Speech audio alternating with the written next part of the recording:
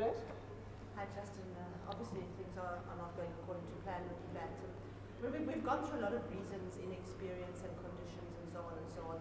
Well, what do you think really the issue is?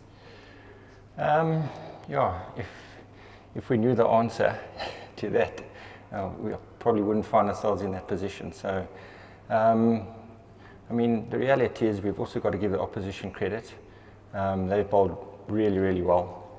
Got the ball in the right area probably 80% of the time, and continually ask questions of us.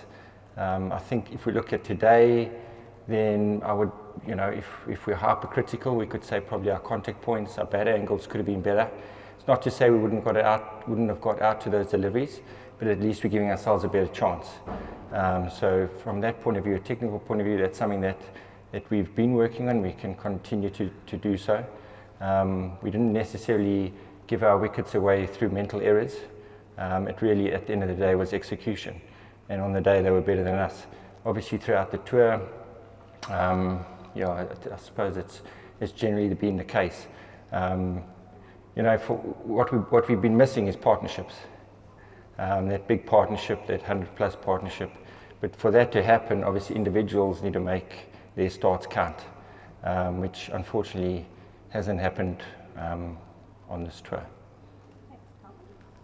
Justin, this match has been played in extraordinary circumstances. For a long time, you guys wouldn't have known when or even if it was going to go ahead. I'm not trying to give you an out to make an excuse for the batting, but does that kind of thing, it can't help, especially for batters, to not know whether they should be focusing on playing in the next few hours? We don't want to make excuses.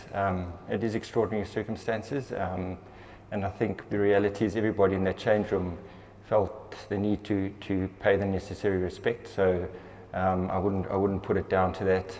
At the end of the day, that change room will only get stronger from experiences like this. You mentioned that it is a fairly inexperienced batting lineup. I think probably of the top 8 today, 1 has played Test cricket in England before. So, all these experiences will go a long way, hopefully in reaping rewards sooner rather than later. Has Ollie Robinson been a bit of a difference maker in the last couple of matches, and how do you go about trying to get after someone who just keeps putting it in the same spot? Yeah, again, we've got to give him credit. He's been brilliant. He's got the ball in the right area. I think his lengths have been superb. And then obviously, the way that the ball's nipped around hasn't made it easy. I think, we've got to keep following our processes and keep trying to do what we've spoken about and what the guys have prepared to do in terms of being decisive in our decision making, decisive in our movements, and then, as I mentioned before, make sure that those contact points and bad angles are giving us our best chance if we do make a mistake. Yeah. What differences Marco Jansen make, and does it make you, look back at Manchester and perhaps wish that he was in the 11 for that match? Yeah, look, he's had a good game so far. I think he batted really well in difficult circumstances, conditions, and situation. He showed a maturity that's beyond his years. He's put a lot of work into his batting, and slowly he is reaping the rewards.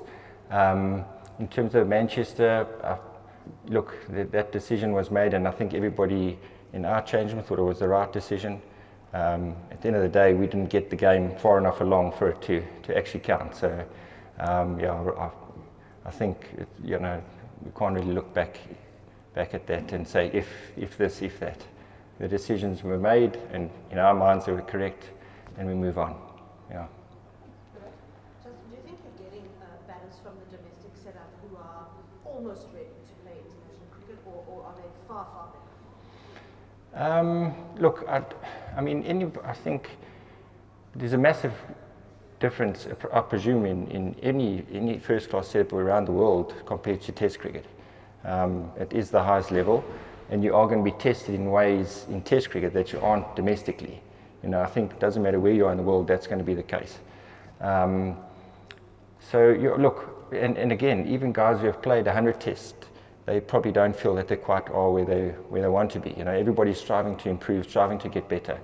So It's a difficult one for me to answer. I'll maybe just keep it at that. But what I can say is the guys are putting in a lot of work behind the scenes. We own that we haven't been good enough.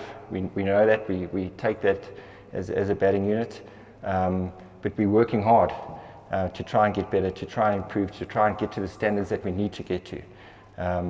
That is a fact, you know.